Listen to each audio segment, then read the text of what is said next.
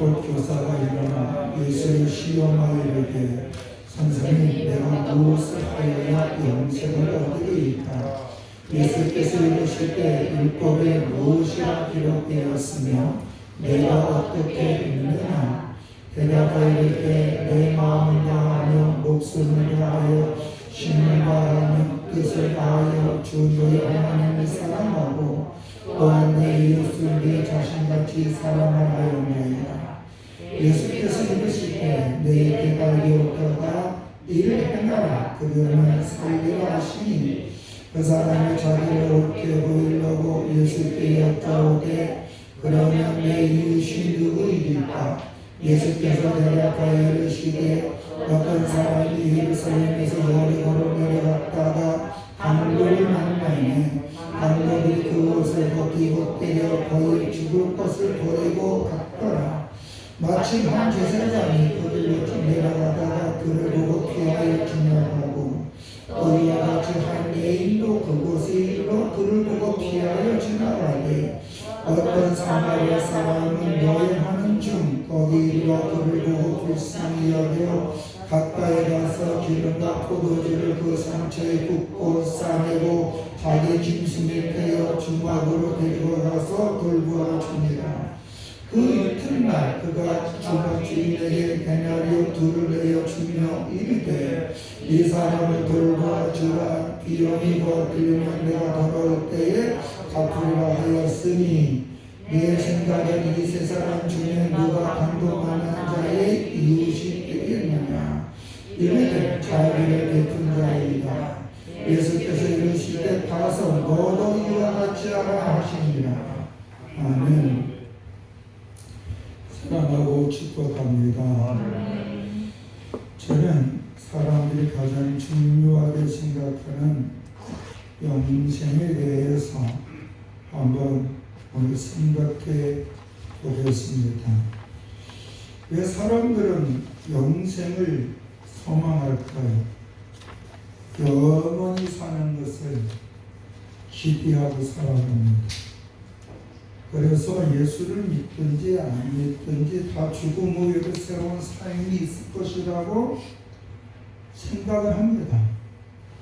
근데 예수 믿는 사람은 그 죽음 후에 있는 사람이 삶이 어떤 사람인지 알지만 예수를 모르는 사람은 단지 좋을 것이다 라고 생각합니다.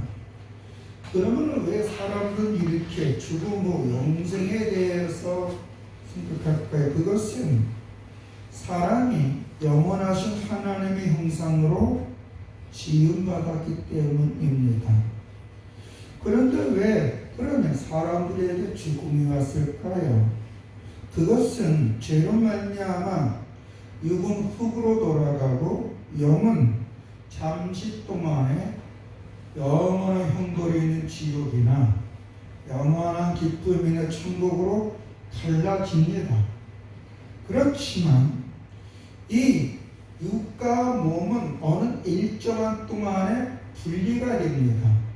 그러나 예수님이 다시 오시면 영육이 거룩한 채로 부활체로 돼서 살아있을 때에 예수님을 영접한 사람은 영원한 천국에 들어가고 살아있을 때에 예수님을 거부했던 사람, 주님의 말씀을 신뢰하지 못한 사람, 일명 불신자들은 영원한 지옥에 가게 됩니다. 그래서 영생에는 두 종류가 있습니다. 영벌로 가는, 즉 지옥으로 가는 영생이 있고 천국으로 가는 영생도 있는 줄로 믿습니다. 다시 한번 말씀드리면 영벌, 지옥으로 가는 영생은 살아생전 자신을 믿습니다. 그 누구도 안 믿습니다. 자신의 힘, 자기 파워, 마이셀프라 그랬지. 자기 자신만 믿어요. 부모도 안 믿고 자녀도 안 믿고 자기 생각에도 몰라요. 근데 이런 사람들이 어떤 힘을 가지고 있으면 큰일 납니다. 독재자가 됩니다.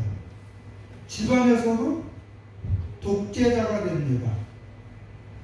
이 사람들이 어떤 정치를 잡으면 독재자가 되는 겁니다. 자기 파워만 믿으니까 다른 걸 믿지 않아요.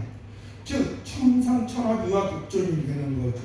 아주 위험합니다. 그러나 이런 사람들은 살아생전에 자기의 감정과 자기의 주관적인 생각과 자기가 옳다는 것을 붙잡다 할지라도 이런 사람이 아무 틀과 같이 번성을 하고 부귀영화를 누린다 할지라도 결국은 멸망으로 가는 줄로 믿습니다. 즉 지옥으로 간다는 거죠. 그러니까 이런 사람들은 예수님을 거부한 사람들이기 때문에 예수님을 거부한 자들이 가는 영원한 고통 속에서 사는 지옥, 영생, 그 영벌로 가는 거예요. 천국으로 가는 영생은 예수 그리스도를 영접하여 하나님의 말씀을 신뢰하고 그 안에서 소망으로 살아가는데 어떤 문제가 발생하든지 그 문제를 내 뜻과 내가 먹도록 하는 것이 아니라 주여 이런 문제가 있는데 이 문제가 주님의 선한 길로 인도해서 주의 영광 드러나게 하시고 내가 부끄러움을 당하지 않고 이 일 때문에 너무나 힘들어져서 하나님 영광 가리지 않게 해주시옵소서 하면서 주님 앞에 무릎을 꿇고 주의 은혜 사모하는 삶이 있는데 이런 사람은 우리 일명 천국 가는 사람이요 영생의 소망 가운데 있는 사람이라고 그런 줄로 믿습니다. 그런데 우리가 여기서 알아야 할 것이 있습니다. 예수 그리스도 안에서 영생의 소망 속에 살아가는 사람들이 어떻게 살아가야 될 것인가? 삶의 이야기입니다. 삶의 이야기. 이는 예수님 시대의 유대인도 마찬가지였습니다. 이스라엘 사람들도 마찬가지였습니다. 왜냐하면 이스라엘 사람들은요, 전 세계 어떤 사람들보다 아주 영생에 대해서 간절한 소망 속에 살고 있었습니다. 그런데 이들이 생각하는 영생은 하나님의 영원한 동거, 함께하심, 하나님의 보호하심, 하나님의 지켜주심, 하나님의 되심을 드러내기 위한 영생이 아니라 이스라엘 사람들이 생각하는 것은 이스라엘의 회복과 하나님 나라의 이망입니다. 이거 하면 안 돼요.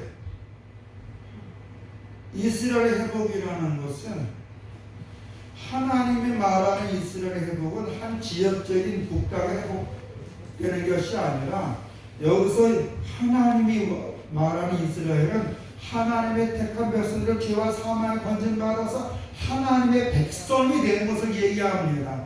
하나님 아브라함과 그의 자손들을 선택한 것은 제사장의 나라로서 그 아브라함과 그의 자손들을 열국의 하나님 앞에 돌아오기를 원하는 줄로 믿습니다. 그래서 메시아가 오면 구세주가 오면 하나님의 택한 백성들이 하나님께 돌아오는 역사, 그걸 얘기하는 거예요. 그러기 위해서 메시아가 왜 오셔야 돼요? 하나님의 택한 백성을 하나님께 인도하기 위해서 그들의 죄의 문제를 해결해 주셔야 될 줄로 믿습니다. 근데 계획상은 사망 아닙니까? 대신 죽어줘야 되는 거예요. 그래서 우리는 예수 그리스도의 대속으로 말미암아 하나님의 자녀가 됐고 하나님의 백성에 대해서 하나님을 아버지라 부르며 어떤 문제가 있을 때 하나님 앞에 아버지 하나님 도와주세요 말하시는 줄로 믿습니다. 근데 이스라엘은 그게 아니에요. 왜 그러냐? 이스라엘이 이 당시에 로마의 식민지였거든요. 그래가 BC 589년도부터 북쪽 이스라엘과 남쪽 유다가 바벨론과 아스리아에 빼앗겼어요. 나라가 없는 민족이 되었어요. 이스라엘 나라가 회복한 지 한 국가가 되면 지금 100%다 이스라엘이 회복되지는 않았죠. 근데 약 2000년 만에 회복이 됐잖아요. 그것도 유엔을 통해서 또한 영국이라는 해방됐잖아요. 그런데 이들이 생각했던 이스라엘의 회복과 하나님의 나라의 임함은 뭐냐면은 강성 국가가 되는 거예요. 강성 국가. 근데 메시아가 오면 강생 국가가 되는 거예요. 하나님의 영원한 동행이 아니에요. 하나님의 나라를 만든 게 아니에요. 단지 이스라엘 민족의 회복과 강성 국가가 되는 거. 그러니까 이들이 생각하는 영생과 성경에서 생각하는 영생이 틀려요. 오죽하면 예수님은 요한복음 5장에 너희가 영생을 얻고자 성경을 상고하거니와 성경을 연구하거니와 내게 오지 않았다는 거예요. 이건 뭐냐면 너희가 모세오경 창세기 출애굽 레위기 신명기만 제대로만 알았어도 너가 내게 왔다 이거예요. 왜? 메시아가 누군지 아니까. 하다못해 이사야서만 잘 읽었어도 주님께 왔다는 거예요. 왜? 이사야서는 예수님에 대한 메시아에 대한 그리스도에 대한 정확하게 예언되어 있거든요. 율법 선생들 제사장들은 누굽니까? 밥만 먹으면 성경 연구하는 사람들 아니에요. 그렇죠? 근데도 그들은 정작 예수님은 어떻게 해요? 자기들이 생각하고 맞지 않으니까 정죄하고 죽이려고 노력하지 않았습니까? 오늘도 마찬가지로 이 율법 선생이 예수님께 다 와서 예수님을 와서 질문하는 게 그 누가가 뭐라 그랬냐면 시험하기 위하여 그랬어요. 그리고 예수님을 시험하기 위해서 어떤 말을 합니까? 25절에 보니까 이런 말을 하죠. 선생님, 내가 무엇을 하여야 영생을 얻으리까? 이건 자기가 생각하는 영생하고 틀린 걸 예수님은 넘어뜨리기 위해서. 이 사람이 율법학자라는 것을 예수님이 아시니까 뭐라고 얘기했냐면 그게 전문, 율법학자가 전문이 뭐예요? 율법 아니에요? 그러니까 뭐라고 얘기 26절에 예수께서 이르실 때 율법에 무엇이라 기록되었으면 내가 어떻게 읽느냐 물어보는 거예요. 그러니까 뭐 자기 전문 분야니까 자신있게 얘기하죠. 그게 27절에 신명기 6장에 있는 말씀을 인용하는데 대답하여 이르되 내 마음은 다하며 목숨은 다하며 힘은 다하며 뜻을 다하여 주 너희 하나님을 사랑하고 또한 내 이웃을 내 자신같이 사랑하라 하였나이다. 아주 대답은 100% 정답이에요. 예수님이 이 말을 들으시고 뭐라 그럽니까? 28절에 예수께서 이르시던 대답이 옳도다. 이를 행하라. 그러면 살리라 하리니. 여기서 살리라 하리는 건 뭐냐면 네가 그러면 하나님과 영원히 동행한다는 얘기예요. 영생한다는 얘기예요. 어떻게 하면? 하나님을 사랑하고 내 이웃을 내 몸처럼 사랑하면 그게 영생이라는 거예요. 여기서 영생이라는 것은 주님과 함께하는 삶, 하나님과 함께하는 삶인 줄로 믿습니다. 우리가 구약에 보면 에녹이라는 사람이 나옵니다. 에녹이라는 사람은 65살까지 자기 마음대로 살다가 그 후에 하나님과 동행하였다 그랬어요. 그리고 365세에 죽음을 보지 않고 하늘로 승천한 줄로 믿습니다. 성경에서 죽음을 보지 않고 승천한 사람이 딱 두 사람밖에 없어요. 어떤 사람은 세사에게라 끝까지 우죠. 그 세 사람은 누구? 예수님이 예수님은 죽었다 살아났잖아. 이죠? 그러니까 두 사람이 누구예요? 에녹하고 엘리야하고. 근데 이 에녹이라는 사람은 성경에 크게 기록되어 있지 않았어요. 저가 하나님과 동행하였으니 죽음을 보지 아니었더라. 그러면 하나님과 동행했다는 게 뭐예요? 하나님 말씀 의지하면서 살았다는 거예요. 그냥 간단한 동행, 함께 했다는 거예요. 함께 했다는 건 뭐예요? 하나님의 말씀에 순종하며 살았다는 얘기인 줄로 믿습니다. 우리가 노아를 얘기할 때도요, 노아가 방주를 통하여 하나님의 그 물심판 때 홍수에서 구원받을 때 딱 한마디를 만들어요. 노아는 하나님의 말씀에 준행하였더라. 아멘. 준행하였다는 게 뭐예요? 제가 그 십니까예요? 아니에요. 말씀대로 행동했다는 거예요. 그럼 노아가 행동한 게 뭐예요? 방주 만든 거 아닙니까? 하나님 앞에. 노아도 순종했더니 구원받았고, 똑같이 이 누구든지 하나님의 말씀에 순종하면 그것이 하나님과 동행이기 때문에 죽음의 저를 비켜갈 줄 믿습니다. 고난도 극복할 수 있는 줄 믿습니다. 그러니까 예수님이 옳도다. 이를 행하라. 하나님을 사랑하다 네 마음과 몸과 뜻과 정성을 다하여 주 여호와 너의 하나님을 사랑하고 네 이웃을 너 몸처럼 사랑하라. 네 몸처럼. 그러면 그게 영생이라는 얘기예요. 그랬더니 이 율법학자가 자기를 좀 드러내고 싶었나 봐요. 그래서 29절에 그 사람이 자기를 옳게 보이려고 옹태해버리고 자기 결혼하게 하기 위해서, 자기를 가시하기 위해서, 자기 학문을 더 뽐내기 위해서 예수님께 뭐라고 해요? 그러면 내 이웃이 누구일까? 하나님을 알았어요. 그런데 이제 내 이웃이 누구일까도 물어봐요. 이게 말이 돼요?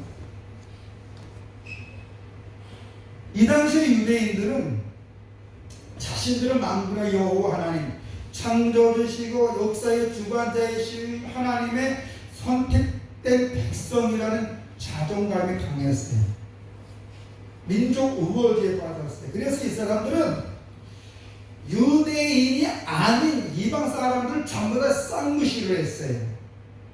그리고 이들이 이스라엘이 바벨론과 아스르로 잡혀갈 때에 바벨론과 아스르의 포로로 잡혀간 사람들이 있어요. 거기서 그 사람들이 몇백 년 동안 살면서 그 아스르와 바벨론 사람들하고 결혼했을까 안 했을까요? 결혼했을까 안 했을까요? 아, 여러분 다 혼자 죽을 거야? 대대비 시험처럼 결혼했어요. 그러니까 그 사람들은 뭐라 했냐면 혈통을 안 지키는 사람이라서 이 사마리아 사람, 북쪽에 있거나 또한 이 디아스포라에 된 사람들 중에 외국인과 결혼한 사람은 인간 취급을 안 했어요. 동족인데도 불구하고 일명 뭐같이 생각했냐면 개같이 생각했어요. 개같이. 예수님이 어느 날 한 여자가 자기 자녀가 와서 내 때문에 죽게 돼서 거쳐달라고 할 때 개들에게도 음식을 주지 않는다고 그랬어. 근데 그 여자가 뭐예요? 개들도 주인이 주는 부스레기를 먹고 산다고 그랬어요. 그거는 유대인의 관점에서 얘기했지만 그 여자의 중심을 보신 줄로 믿습니다. 아니 내 딸이 당장 죽게 됐는데 개취받으면 어때? 삶의 문제지. 그 여인은 그림에도 불구하고 믿음으로 주님을 붙잡았습니다. 그러니까 주님은 그 여인에게 어떻게 보면 몸의 말도 줬지만 그림에도 불구하고 그 여인은 개취급을 받으면서도 자기 자식을 살리기 위해서 예수님께 간구합니다. 그럴 때 주님 뭐라고 해요? 네 믿음대로 될지어다. 주님의 구원의 역사는 인종과 민족과 사회적인 어떤 걸 보지 않는다는 거예요. 그게 하나님 나라의 모습인 줄로 믿습니다. 그런데 유대인들은 아브라함을 통하여 그들이 열국의 제사장으로서 열국 하나님께로 인도해야 할 거룩한 친구가 있는데 이들은 어떠냐면 그걸 신경 안 썼어요. 단지 민족 우월감. 이방 나라들은 다 열등한 존재, 특히 사마리아 사람들은 개 같은 존재, 구원을 절대 못 받는 존재. 그렇게 생각했어요. 단지 이들은 유대인의 이웃은 유대인이다. 자기 동족만 생각했던 그런 가치관 속에 있었어요. 예수님이 그런 생각 속에 있는 이 율법학자에게 뭐라고 얘기했냐면 비유를 들었잖아요. 예루살렘에서 여리고로 가는 길이 있다. 그 중에서 한 사람이 강도를 만났다. 그런데 이 여리고에서 다시 말해서 예루살렘에서 여리고로 가는 길은 이 예루살렘만이 해발 700m 고지예요. 산속의 산 꼭대기. 700m면 포항은 어느 정도 될까요? 아마 내연사보다 조금 낮을 거예요. 내연산이 800m가 더 넘은 900m 되나 그랬죠 아마. 그런데 이 여리고는요 해면 400m 정도 돼요. 아주 낮은 지야. 그러니까 예루살렘하고 여리고하고 1100m라는 차이가 있어요. 높이가 있어요. 그런데 이 예루살렘과 여리고는 30km 정도 거리가 있고요. 예루살렘과 여리고는 1100m라는 이 차이가 높고 낮은 차이가 있어요. 근데 이 여리고는요 오아시스가 있어요. 오아시스가 있는 곳은 풍족하지 않습니까? 과일이 있고 농산물도 풍부하고 특히 요단과 동편에는 이 팔레스타인하고 군사 경계를 이루어서 여기는 또 빛이 보석들이 많이 나와요. 그러다 보니 뭐가 많아요? 강도님들이 많아요. 유럽에 가면 배낭을 뒤로 매려 그래요? 앞으로 매려 그래요? 왜? 뒤로 매면 다 떠나간다. 핸드폰을 이렇게 잡으래요? 이렇게 두 손으로 잡으래요? 한 손으로 잡았다면 가져가라 라는 거래요. 거기는 센트랙에 생긴 남자가 사람들이 뺏어간대요. 그 핸드폰 뺏긴 거 뺏으려다가 죽는데요. 예쁜 아가씨들이 와가지고 살살 웃으면서 가방 긁어간대요. 그러니까 한국 사람들이 처음엔 모르고 갔다가 많이 당한다는 거예요. 어? 소지품 관리도 잘해요. 우리나라 한때에 여자분들이 핸드백을 이렇게 매라 해서 대각선을 매라 했어요. 왜 대각선을 만들어요? 이렇게 매면 들치기들이 채가 들어가 오토바이에서 그냥 뺏기거든요. 근데 가로하면 목이 걸린다 이거예요. 그런 것처럼 이 예루살렘에서 여리고로 가는 길에는 그 아주 중요한 거는 거기는 강도들이 평상시에도 많아요. 그래서 일명 그 길은 군사 경계가 또 경제적인 중요한 거리지만 일명 뭐예요? 강도들이 많이 나오는 곳. 청송에서요. 제가 살던 그 청송군 안동군 문고리에서 분암으로 가다 보면 도평이라는 데를 지나가요. 도평에서 분암을 갈 때 산 하나가 있는데 그 산 이름이 삼자현이에요. 그럼 왜 삼자현이냐? 이 삼자현이라는 것은 고기를 얘기하는데 세 사람 이상을 거기를 세 사람 이상 돼서 그 고기를 넘어야 된다는 거예요. 그럼 왜 세 사람 이상 그 고기를 넘어야 되느냐? 옛날에 거기 산적들이 많았대요. 그래가지고 세 사람이 돼서 그 고개를 넘어야 된다 해서 삼자현이에요. 여러분 궁금하면 청송 가다 보면 진교서 죽장으로 해서 가다 보면 도평 있고 그 다음에 분암고 사이에 높은 산이 하나 있어. 거기에 청송 자연 휴양림이라는 데시 경치 되게 좋습니다. 거기 산이 높아 일명 옛날에는 호랑이도 살았대. 마찬가지로 여기 산적들이 많으니까 한 사람은 못 간데 무서워서 세 사람 이상이 되어야만 그 고개를 넘는 것처럼 이 예루살렘에서 여리고로 가는 게도 도둑놈이 많으니까 늘 조심해야 되는 거예요. 강도들이 많으니까. 그런데 어느 날 한 사람의 강도에 뒤지고 맞았어요. 죽기 일보 직전 빈사 상태. 그런데 거기에 내인이 지나갔어요. 내인이 누굽니까? 제사장이 그룹이잖아요. 이스라엘의 영적 지도자잖아요. 또 제사장이 누굽니까? 엄청난 권세. 다시 말해 제사장과 내인은 같은 단열인데 이 사람들은 하나님 앞에 백성들 돌보는 사람들이에요. 그들의 직책이. 근데 봐요. 백성이 강도 맞아 죽게 하셨어요? 근데 어떻게 해요?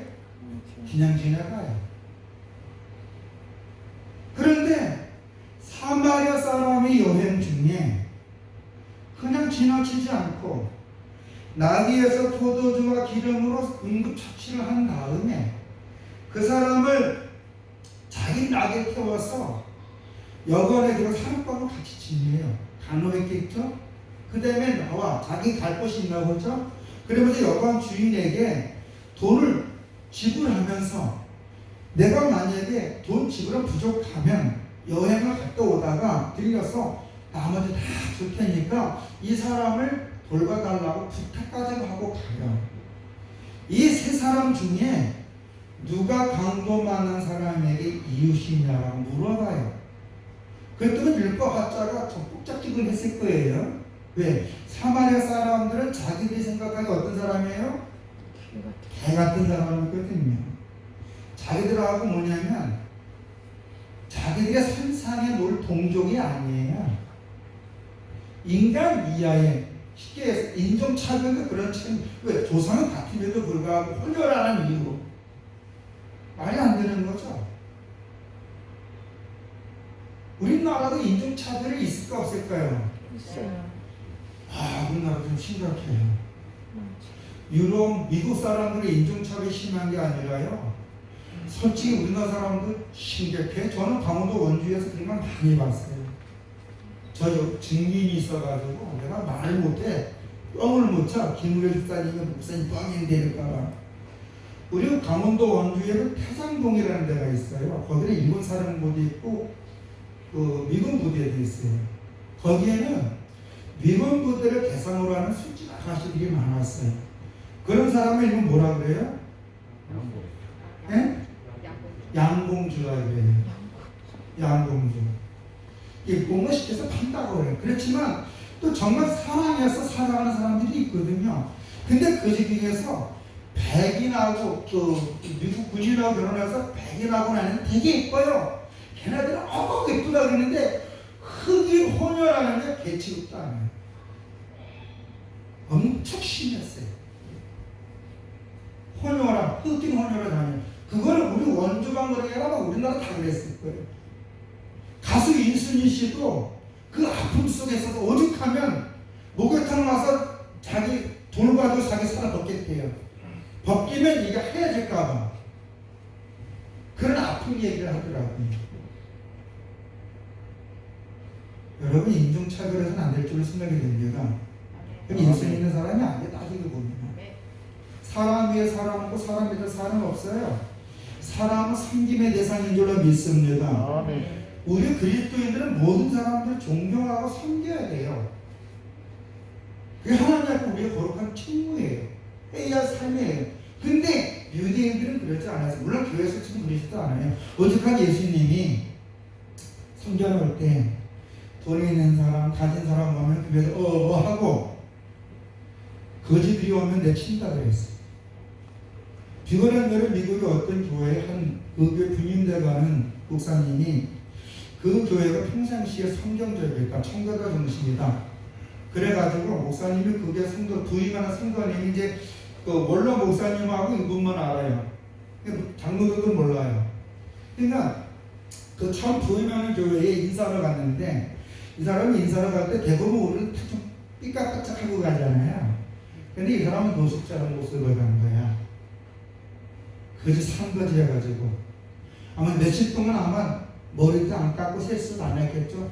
눈곱 있고 짧고 머리 흐려지고 옷도 화장판 거 입고 그래 예배당에 들어갔더니 약들이 여기 당신 같은 사람이 들어오면 안 된다. 그래서 못 들어갔대요. 근데 예배 시간이 이제 돼가지고 이제 새로운 부임한 목사님을 불러야 되잖아. 안 오는 거야. 근데 새로 부임한 목사님이 저 문 밖에서 쪼그려 가지더래. 담임 목사님 얼른 물어가지고 목사님 여기 계시냐고. 여기 송문이 때가 막아서 못 들어갔다. 그러니까 후임자 목사 어떤 모습이에요? 산 거지. 이 목사님 가서 단상에 설교를 하는데 내 모습이 이렇다고 교회에 오는 걸 막습니다.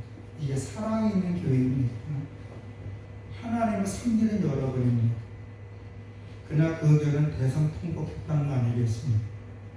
겉모습만 보고 사람을 평가하는 여러분 율법학자들이 그랬어요. 유대인들이 그랬어요. 근데 예수님은 그런 사람들의 이 사고를 좀 무너뜨리는 거예요. 왜? 이스라엘의 본질이 뭐예요? 모든 사람들 하나님께 인도하는 거 아니겠습니까?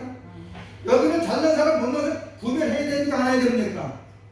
해서는 안 되는 거예요.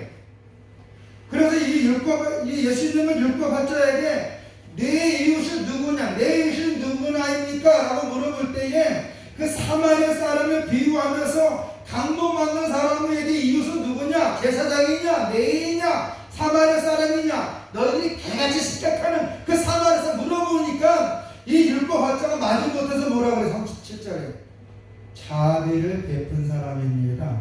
그 자비를 베푼 사람은 뭐예요? 강도 만난 사람을 도와준 사람입니다. 할렐루야. 그러니까 예수님이 뭐라 그래요? 가서 너도 이와 같이 하라. 아멘. 다시 말해서 돕는 자가 되려는 거예요. 본문의 핵심은 뭐예요? 율법학자가 예수님께 뭘 물어봤어요? 선생이요, 우리가 어떻게 영생을 얻으리까? 본문의 핵심은 영생을 얻기 위해 어떻게? 그것 자체가 잘못된 거예요. 그런데 이들은 자기들은 영생을 얻은 사람이라고 자신감 있는 거예요. 그러면 영생을 얻은 사람들은 어떻게 살아야 될까? 그걸 편협하게 생각했던 거예요. 오늘 우리 예수 믿는 사람은 죄와 사망과 심판에 구원받은 하나님의 자녀인 줄로 믿습니다. 아멘. 아멘. 하나님은 여러분의 아버지시고 여러분 하나님 자녀이시며 여러분의 기도할 때 하나님은 여러분의 기도 들어주시고 여러분을 선한 길로 인도해 줄 줄로 믿습니다. 그러면 우리가 어떻게 살아야 될까요? 우리가 어떻게 살아야 될까요? 예수 그리스도 안에 구원받은 오늘 우리들은 어떻게 살아야 될까요? 마태복음 5장 16절에 보면 이런 말씀이 있어요. 이같이 너희 빛이 사람 앞에 비치게 하여 그들로 너희 착한 행실을 보고 하늘에 계신 너희 아버지께 영광을 돌리게 하라. 착한 행실을 하래요. 그래서 착한 행실은 뭐냐? 바른 행실이에요. 바른 행실이라는 게 뭐냐? 말라기 3장 5절에 보니까 내가 심판하러 너에게 임할 것이니라. 점치는 자에게와 가난 많은 자에게와 거짓 맹세하는 자에게 품꾼의 싹을 대하여 억울하게 하며 가부와 고아를 압제하며 나그네를 억울하게 하며 나를 경외하지 않은 자를 속히 증언하라. 만군의 여호와가 말하느니라. 하나님이 이 땅에 다시 온다는 거예요. 예수님이 재림하고 그때 심판하러 오시는 줄로 믿습니다.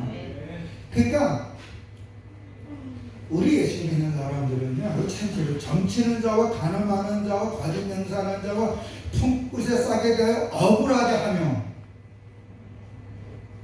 이 당시에요, 이런 사람이 인간 취급 안 했잖아요. 죄인이잖아요. 가늠 많은 자, 점치는 자, 또한 가부 고아를 압자가 뭐예요? 억눌리는 거, 통치게 하는 거, 개무시하는 거, 그들의 살 길을 막아버리는 거, 그게 압제예요.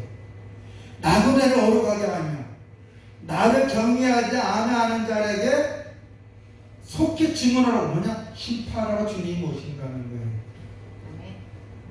이건 뭐냐면 돌이키라는 거예요. 그 누구의 고아와 가고 나그네 힘들게 했던 사람이 있느냐? 네 이웃을 어렵게 한 사람이 있느냐? 여러분, 우리 점치는 사람에게도 전부로 가지 말고 전도하러 가야 될 줄로 믿습니다. 아멘? 유튜브에 보면 30년 동안 스님으로 있다가, 중림에도 비상하네.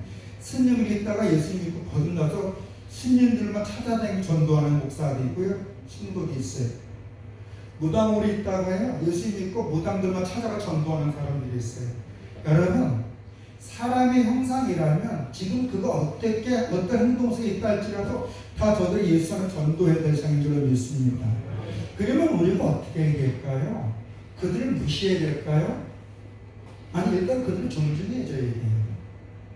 인정해줘야 돼요. 그러나 그들의 인격을 인정해 주지만 그들에게 삶이 무엇인가, 죽음 후에 있는 이야기, 우리는 어떻게 살아야 될 것인가, 왜 어떻게 살아야 죽음을 맞이할 수 있습니까? 예수를 영접하여 죽음의 천국이 있고 이 땅에서 하나님의 자녀답게 살고 사람답게 사는 줄로 믿습니다. 예수를 안 믿으면요, 자기 주권 속에 살아요. 자기가 뒷방이에요.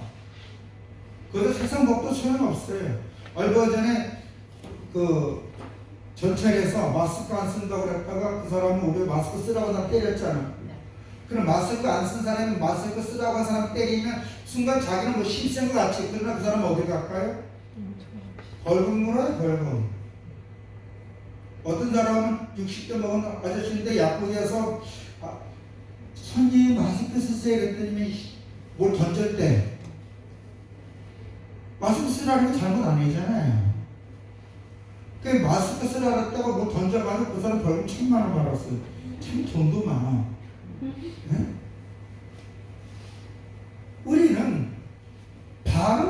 제시해 주는데 우리는 상대방의 현 상황을 무시해서는 안 될 줄을 믿습니다. 그러나 그들을 존경하는 말은 아니에요. 그들에게 배우라는 말은 아니에요. 그들의 인격을 존중해 주면 그들에게 바른 것이 무엇인가를 제시해 줄 수 있는 사람이 될 줄로 믿습니다. 주님 앞에 우리가 해야 일이에요.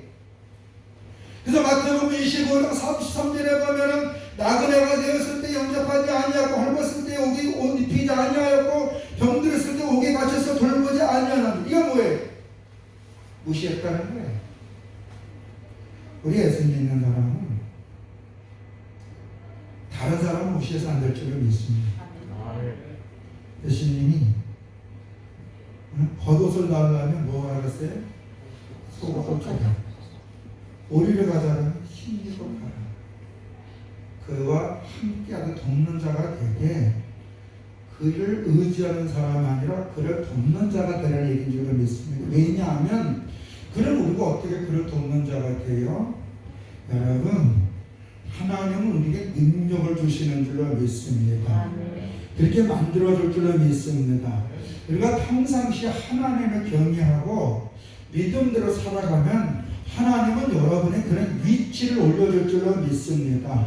사마리아 땅 끝까지 어떤 사람을 만나든 그 사람은 여러분 무시 못하고 여러분의 말길과 여러분의 행위가 그 사람에게 거기가 도전을 줄 수 있도록 여러분을 끌어올릴 줄로 믿습니다. 10편 37편 5절과 6절에 보면 여호와께 행사를 맡기는 사람은 그님이 그걸 이루어주시고 정의 빛처럼 높여주신다 그랬습니다. 오늘 많은 사람들이 믿음으로 살지 않고 바라라는 세상, 바라라는 교회 두 개의 배 속에서 양쪽에다 발 하나씩 올려놓는 거예요. 그러니 그 배가 그 사람이 얼마나 불편할까요? 배가 무게에 따라서 킬로처럼 될까 안 될까요? 제가 가끔가다 신앙만에 가보면 우리 사모님하고 더면 12점 3,000원짜리 새우 사가지고 낚시하러 가요. 채권에다 보면 저도 인간인이 짜증날 때가 있잖아요. 머리 안 들어갈 때가 있잖아요. 그럼 내가 무슨 뭐 하겠어? 그 저녁에 날씨 좋은 저녁에 그 차에다가 대나무 바다 낚시를 대나무 해. 뭐 비싼 거 낚싯대가 비싼 건 몇 천만 원 그런데 우리 뭐 1, 2, 3, 4만 원. 그거 가지고 2시간 동안 저녁에 놀아야 잠깐 앉아있거든. 그럼 고기 잡히면 누구 줄까? 들고양이. 고양이 되게 재밌어요. 그것도 아주 사람 손 탄 거는 거기다 잡으면 지들지들하고 같이 노래하고 있어요. 얼마나 재밌는데. 또 안 잡으면 이따가 고양이들이 그냥 가야 따른다고. 이 사람들은 별볼이 없고 내가 다른 데를 가. 그걸 가면서도요. 그런데 가면서도 뭐가 있냐면 힘이라는 게 있잖아요. 예수를 만나서 그 영혼의 힘을 얻으면 그 힘을 가지고 다른 사람을 돕는 자로 바뀌게 될 줄로 믿습니다. 하나님 우리를 높여주셔요. 높여주시면 우리가 나의 죽고서 독재자가 되려는 거예요? 아니면 그 일중에서 누굴 도와주라는 얘기예요? 그럼 하나님이 여러분 높여줄 줄로 믿습니다. 왜? 성령님이 그렇게 만들어주시거든요. 근데 우리는 주님을 과부하는 거야. 내 생각이 먼저 그게 영적으로 넘어간 거예요. 왜? 평상시에 말씀에 깨있죠. 기도와 예배를 논리하니까 내 생각이 사는 거야. 내 생각이. 그러면 우리가 이웃을 돌아보는 사람, 섬기는 사람이 되어야 되는데 가장 먼저 우리가 돌보야 할 사람들이 누굴까요? 우리가 가장 먼저 신경 써야 할 대상이 가족. 그렇죠. 가족입니다. 예수 믿고 천국과 지옥을 확실히 하는 내 아버지로 한다면요, 우리는 가장 먼저 내 가족을 돌봐야 돼요. 가족을 돌아봐야 된다는 거예요. 돌아본다는 건 그 가족의 모든 걸 다 이해하는 거예요. 그럴 수도 있지. 동조하는 얘기 아니야. 이해하면서 그들에게 바른 제시해줘야 될 줄로 믿습니다. 그래서 디모데전서 5장 8절에 보면 뭐라고 그러겠냐면 누구든지 자기 친족 특히 자기 가족 돌보지 않냐면 뭘 배반한 거예요? 믿음을 배반하는 불신자도 악한 자를 했어요. 믿음을 배반했다는 주님과 상관이 있다 없다? 네가 백날 주여주여 골백번 얘기가 나와 상관없다는 거예요. 왜? 너는 믿음의 본질이 이건 것 같다 이거죠. 근데 세상에 가장 힘든 대상이 누구예요? 가족 아니 왼수잖아. 근데 재밌는 게 하나님은 왼수를 사랑하라 그랬거든. 내가 당신을 사랑하는 것은 당신이 왼수이기 때문에 이러면 안 되고 섬겨야 그분이 나랑 같이 천국 가야 되죠. 아멘. 여러분 살아 승계는 못하지만요 잘 못 느낄 거예요. 돌아가실 그 순간 느껴요. 그리고 우리 한국은 유교의 영향을 받아서 뭐가 있어요? 제사라는 게 있잖아요. 기일이라는 게. 우리 기독교에서는 원래 기념하는 날이에요. 그분은 어쩔까 믿음을 해야 되는데 그때 저 사람은 지옥 가서 생각해봐요. 구원은 하나님의 것이지만 잘해준 것보다 못해준 게 나를 힘들게 해요. 근데 여러분 누구든지 예수 안에서 믿음으로 고백했던 사람들이 현재가 개망난에 살았어도 그 영혼은 저는 하나님 책임질 줄 믿습니다. 그가 살아서 분명 믿음의 고백을 했다면 저는 그게 뭐냐면 구원은 누구 거예요? 하나님의 것이잖아요. 하나님 자기 백성 버릴까 내칠까 아니면 챙길까 끝까지 책임진다 그랬어요. 그래서 여러분 평상시 믿음의 고백이 중요한 거예요. 그리고 사람이라는 게 이 바이올렛 있는 것처럼 믿음이 좋았다 안 좋았다 어떤 목사들이 쪼꼬쪼꼬쪼꼬 한다니까 아 교도소에도 목사가 온다니까 뭐로? 음주운전 요새 가장 많이 오는 게 뭐냐면 성폭행 어떤 목사는 성도하고 결혼했고 성도하고 못된 짓을 하고 거기서 애기를 낳았어. 근데 그 아이가 크면서 누굴 닮아가? 자기 남편을 닮아가야 돼? 누구 닮아가? 담임 목사 닮아가. 그럼 뭐 했다는 거? 그 여자가 담임 목사하고 나쁜 짓 했다는 거 아니야. 근데 유전자 검사를 했더니 대한 99.9%이 담임 목사가 친족 확인이 됐어. 근데 그 담임 목사가 뭐라는지 자기는 기도만 해준 거밖에 없대. 뉴스 나왔잖아요 여러분.